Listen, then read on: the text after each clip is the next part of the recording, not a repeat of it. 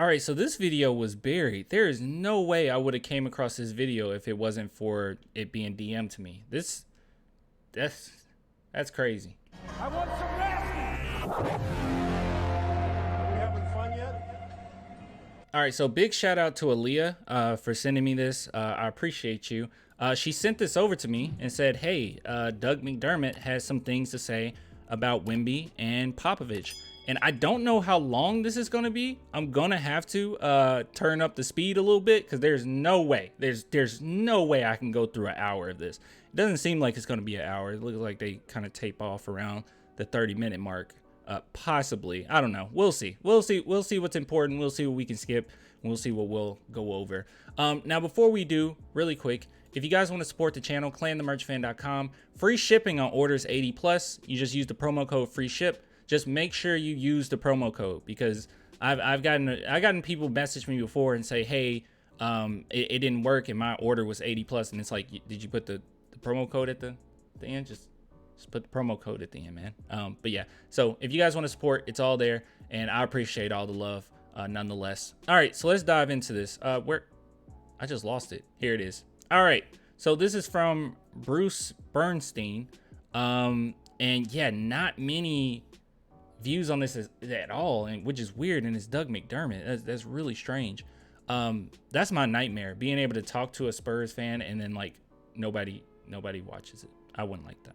All right, so let's go ahead and take a look at this and see what our boy had to say. Oh my goodness, I'm cutting myself.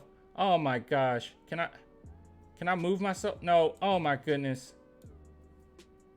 There we go. Good job, Clan. All right, let's go ahead and listen. Just to see him live, I mean, what were your biggest takeaways and what really stood out to you with his game?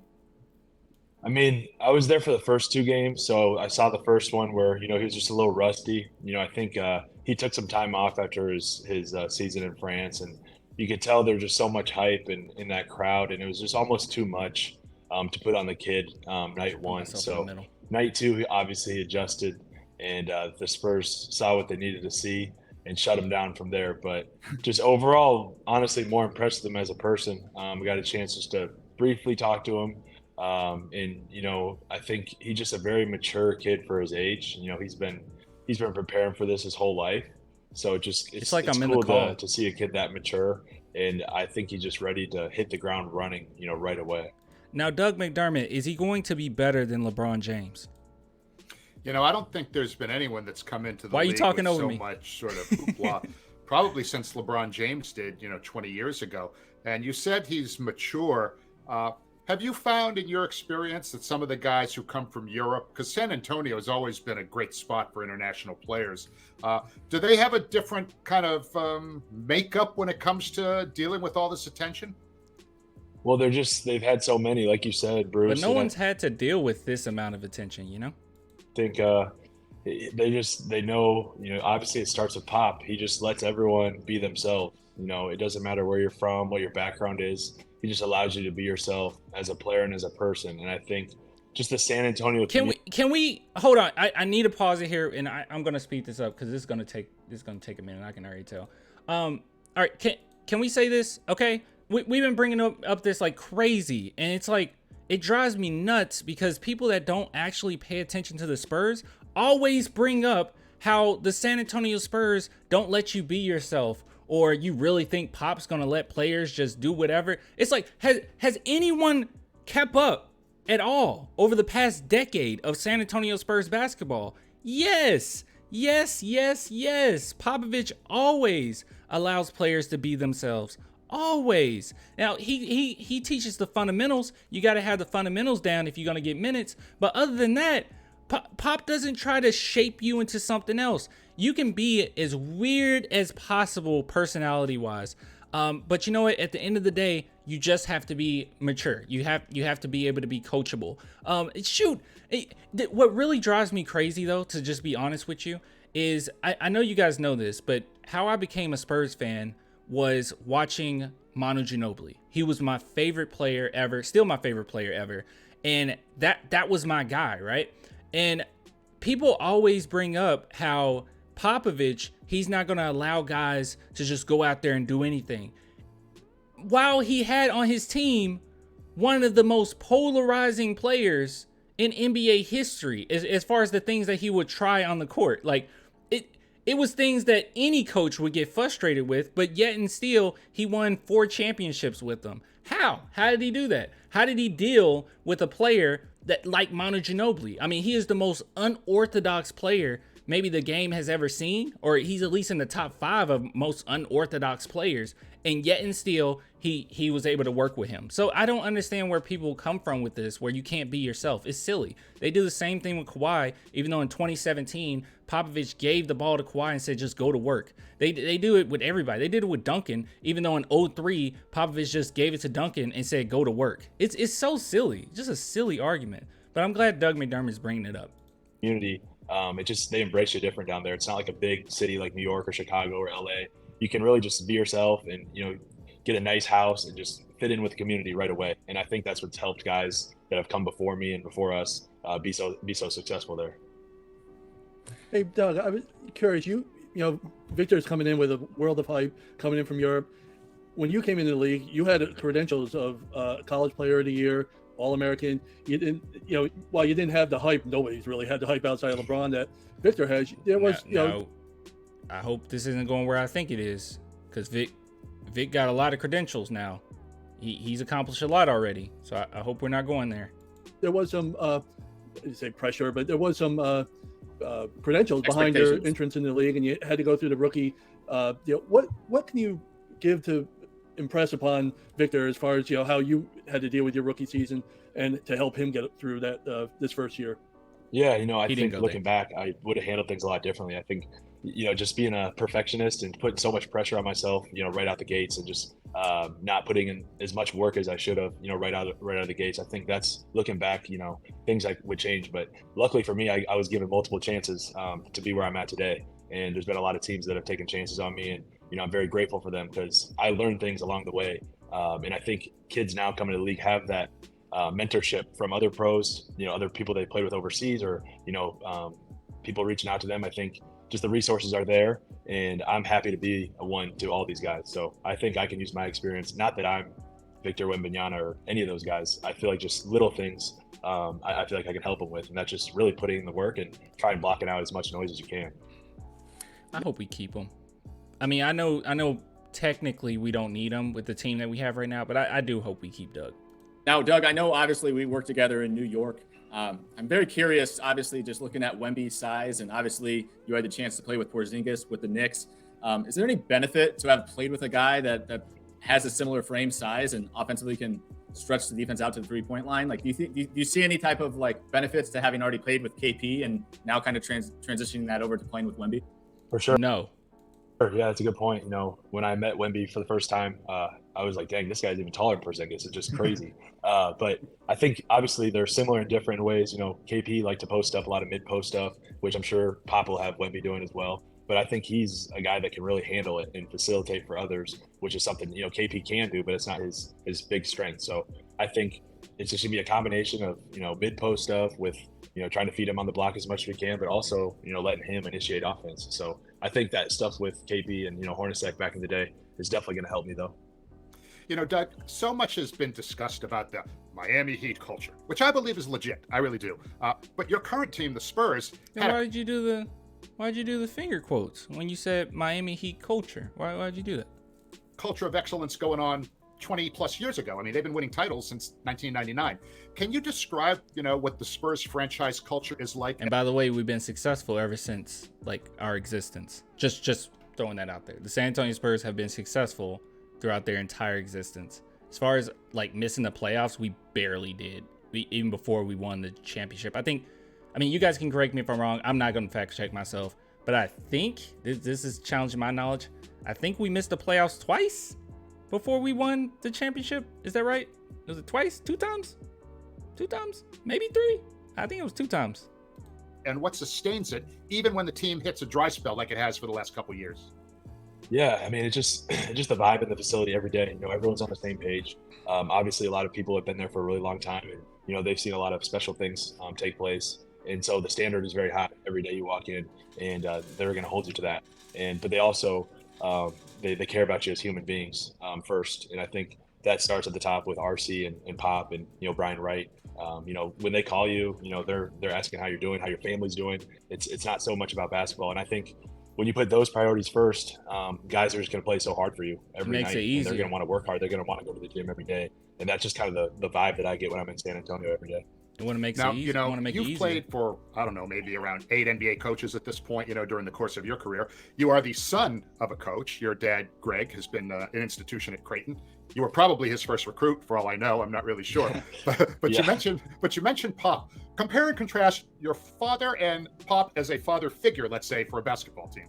Ooh, those are usually pretty bad questions.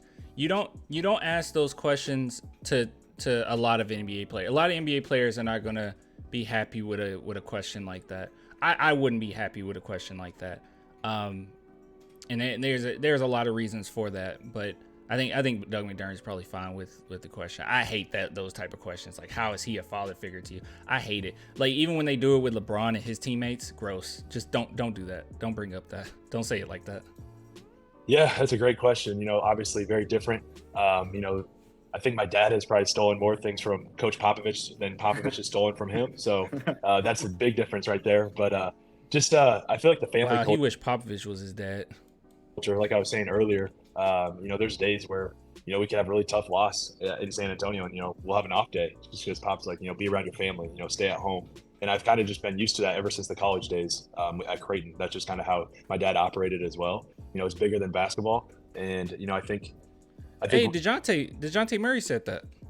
Creighton has played faster and, very unselfish. And a big part of that is from those Spurs days, because that was kind of growing up. That was just kind of what we watched. It was always like, let's play like the Spurs. Let's make that extra pass. Let's Spurs basketball. Like that would be said in timeout. So just to be able to be in that jersey now, it kind of feels like it's all come full circle. Huh. Hey, Doug, we've heard so much about how Victor is going to benefit by going and being coached by Greg Popovich, and he couldn't go to a better situation, because of Coach Popovich. Can you describe what exactly is going to be? What do you envision? How is Coach Popovich going to make a difference? Where I don't want to say other coaches wouldn't, but for lack of a better phrase, where is he the difference maker in Victor's development? Why is this such a great situation for him? I think it's huge because Pop's going to coach him hard. There's probably a lot of places he could have gone where, maybe they weren't coaching him as hard. And I think Pop is going to keep it real with anyone. He doesn't care. Yeah, and Wemby has said that he wanted to be coached hard. And that is a reality of the NBA, that a lot of superstars come in and they don't actually coach them. They just let them run. So who you are. And I think that's why Tim Duncan and Manu and Tony Parker were so good for so long, because he was able to coach them like he was able to coach Matt Bonner or, someone like that, like Danny Green or just other guys on the floor. So I think that's the biggest difference with coming in and being coached by a veteran coach. And really quick, one thing too that I would like to bring up is another argument that I hear quite often, not from Spurs fans, mind you, mostly Spurs haters or Popovich haters. And look, to be real, if you're a Pop hater, I feel like you're a Spurs hater. Screw you. I love Pop.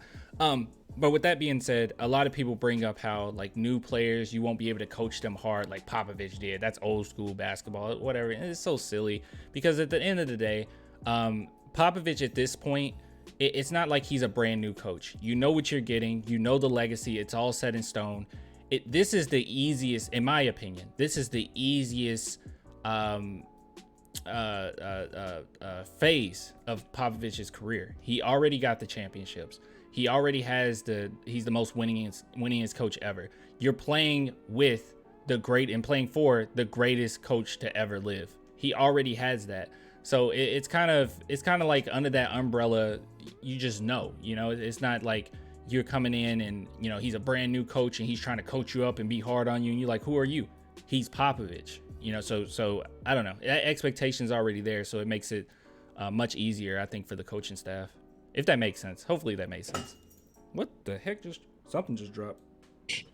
He's going to coach you hard. He's going to keep it real with you. And I think from everything I've heard, Wemby wants to be coached hard as well. So I think just said gonna that. be huge for his development. And we're obviously going to put the ball in his hands a lot. He's going to be the focal point along with Jeremy Sohan. And I think that's the difference with a veteran coach. And speaking of veterans, Doug, of course, this past offseason, you guys added some other veterans to kind of help you out in that role of being a leader on the team. You got Cameron Payne, Reggie Bullock, and CD Usman. Each of the guys not only bring playoff experience, but also have played with a teammate that attracts a ton of the spotlight. You've always been in the spotlight, being a star player, college basketball player of the year. Do we care about this that much? Let's see. So this is a long video, so I'm gonna skip ahead. What's it like being traded 2 consecutive seasons? Being not just a great shooter, but also in a at Madison Square Garden for the Knicks. One last time here, especially with what we saw in Summer League. You know, one of the things that really kind of surprised me about his game is how selfless of a passer he is. I thought he did a great job. To my Wemby. You know, feeding it to his teammates, not forcing things, and understanding he's going to attract a lot of attention when he has the ball in his hands. That's obviously going to translate over immediately, even at the NBA level.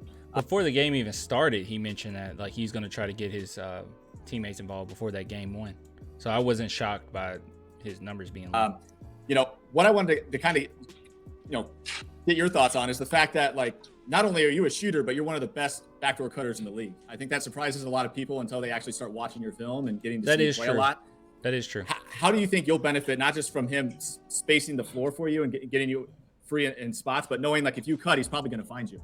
Yeah, I mean, I take pride in that. I feel like my strength is definitely shooting, but I feel like I can catch people off guard a lot with that backdoor cut. And you saw that with Victor right off the bat. He's willing to make that pass, and he's going to draw so much attention, like you said, in the middle of the paint. And that's where I feel like I can do some damage, kind of sneaking in there and getting some easy ones. So that's the way the Spurs play. He gives us so much freedom just to move without the ball, and that's why it's so exciting playing there, because you really can't make a mistake as long as you're.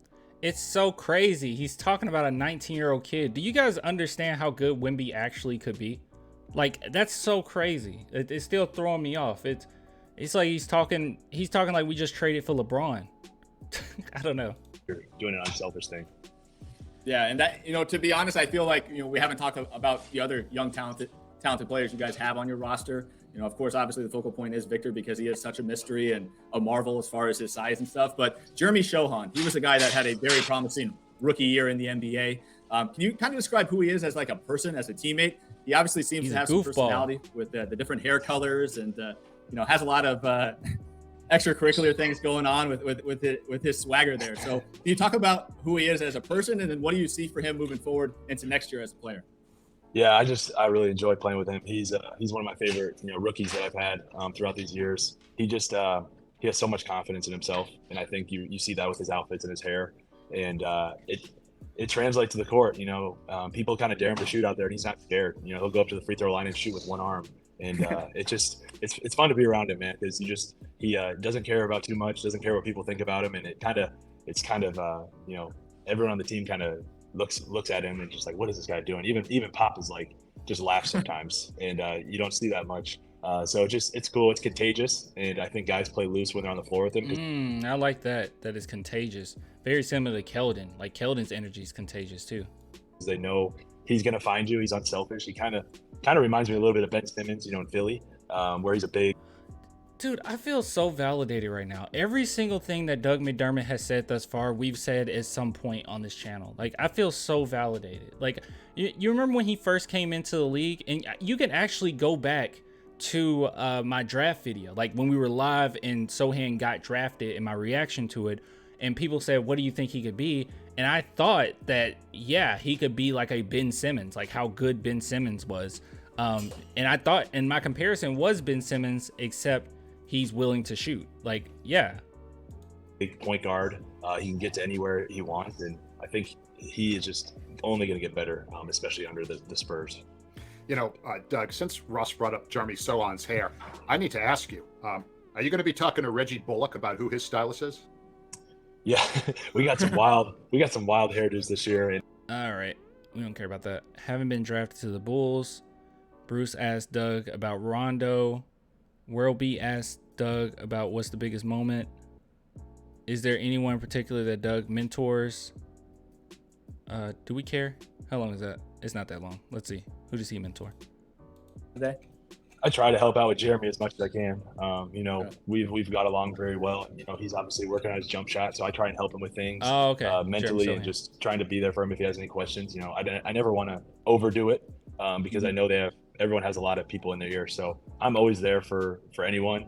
But I never want to overdo it because I know that this league is tough and you have so many people in your ear and, you want to be so good. So I'm always there. And, Trey Jones has been a guy I've gotten really close with, this last couple of years, and Keldon, me and him sit by each other on the plane. So it's really funny he bring up these guys because Sochan needs help shooting. Trey Jones needs help shooting.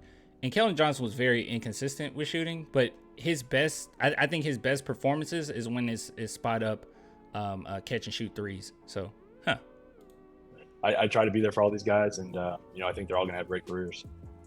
A lot of I told you before we started, several of former Spurs happen to be very good longtime friends of mine, and all of them. Well, I'm not sure about Bruce Bowen, but certainly Avery and Sean Elliott said that they got into drinking red wine because of Pop. Pop's big into red wine. He's got a really nice Pinot Noir at his vineyard up in Oregon. Red wine is so nice. It tastes so good. A to Z, product placement, whatever. So are you a red wine drinker, or has Pop tried to steer you into that particular beverage? Oh, no, but I smoke with Pop. Yes, I've really gotten into it, and now adding Brett Brown to the mix on staff has made it even worse. So it's a habit now on the road. You got to be ready to drink, and they make it so much fun with the team dinners, and they bring their own wine on the road, and it's just cool to talk to these guys about that stuff because they're so passionate. I think they've been drinking it forever, and I think a lot of us always have questions about wine, what we should get, and they always tell us the right one to get when we go to the store. So it's amazing. Bruce Bowen, now I only see him on the golf course, and he's not drinking wine anymore, I'm sure, but he's a great guy, like you said. And Sean Elliott, Avery, they're all just unbelievable human beings. I'm so blessed to have been able to spend years working with those guys. I'm a Boston Celtics fan, full disclosure, but my second favorite team really always has been the Spurs, just out of respect, to just the system, the success, and just the kind of people that come through that system. Even when guys leave San Antonio and go on to other teams, they carry that with them. Derek White's a really good example of that. He came out of San Antonio, carried that. So it's almost like people who play for that team seem to become like culture carriers that make their next teams better as a result of that pedigree. For sure. Yeah. It all starts, with the Spurs. I obviously wasn't drafted by them. It took me a while to get to them. But everything you said is true. All those guys that I played with throughout my career that have come from San Antonio are just the ultimate pros, the ultimate unselfish guys. And, I'm salty you guys got D White because he was such a good friend, and, gosh, he's an amazing player. And I think, the Celtics, he's gonna have a huge year, obviously. And just wait for his new hairdo. I saw him at a wedding this summer, and Here's a question: is Derek White better than DeJounte Murray? I think that's a genuine question. Okay, because I think as a hooper, just like I don't know, just a hooper, I think DeJounte's better. But as an NBA player, which I would actually count more as more useful, I feel like Derek's better. Yeah, I am curious what you guys think. But then again, I've said this the whole time. This isn't like one of those things where, DeJounte talk trash about us. Now I'm going to say that. Like, I've always thought that. But I do want to know what you guys think. He shaved it off, so he's ready. He's ready to roll. He looks like Russ now. Yeah, he does. He's trying to copy me, I see. Yeah. Well, Doug, we really do appreciate your time here tonight. One last question that I have for you outside of the obvious with your new teammate and kind of getting rolling. What are you most looking forward to next season? Is there any personal goals that you have or something that you're hoping to make a team goal this year? I didn't even notice. Yeah, he's gone after the 30-minute mark. Okay. That's why Leah said that. I'm looking forward. She told me that it was like 30 minutes. A lot of red wine, that's for sure, as we talked about. But I just really want to make the playoffs, and I think that's our goal. Hey, calm down. Everyone, calm down, Doug. Calm down now. All right. I could use another lottery pick. Yes, relax a little bit. All right. This team is ready to win, and we got the guy we wanted. And look, I'm ready to win too, but hey, I could use a lottery. I could use one more. 2024 isn't like a crazy lottery though, so I mean it's not a crazy draft at all. So. I think he's going to be special, and I think people got to be patient with him. But I think we're going to be a competitive team. I think we can surprise some people, and I'm just really excited to get to work. And I hear that. So I think you mentioned earlier this is the Josh Tibbin episode, and just want to give him a shout out because I love Josh, and I'm guessing he's on a golf course somewhere right now too. Yeah, we name every episode with the episode number. We honor a player, and unfortunately, when you get to number 58. There's really no NBA players that ever worn the jersey number. So I've now switched over to some NBA referees around the world to know that they're people too. And I think sometimes we lose season, and I know most certainly we'll all be watching your team play. It's going to be a lot of fun. I appreciate it, guys. Anytime you need me, I'm here. So I'll continue to watch, and it's great chatting with you guys. All right, so that was nice. So if you guys want to check out their channel, as you can see, it is Bruce Bernstein. Honestly, let me go to this channel because Derek, right place at the right time in game 6. 36-year-old coordinating producer at ESPN and co-founder of Pure Hoops. Is this a new channel? No, it's not. It's not super new. That is so weird. I would assume that it's a year old. Okay. Yeah, if you guys want to check out that interview in its entirety, I know I chopped through just a little bit. Just go to Bruce Bernstein. Oh my gosh, I still got myself over here. Plant, get over here. What? Get over here. Hold on. There we go. Off topic, and it's weird not having the chat here to even have this discussion, but I'm really looking forward to Mortal Kombat. I'm genuinely looking forward to Mortal Kombat. But yeah, if you guys want to support Bruce here, I'll put his link in the description. But pretty nice discussion. Some people have asked, like, why don't I include links to everyone that I react to? Well, because most of the time when I react to people, it's pretty negative. Like, it's negative attention. And if I just post a link there, I mean, you guys are gonna go directly over there, and are you gonna be chill? You're not gonna be chill. You're gonna be like, screw you, dude. Like, and that's fine. You just go find them, okay? I don't want to be the source of you like jumping over there. But yeah, but this was a good one. I liked it. Anyways, I'll get with you guys later. Till next time. Bye.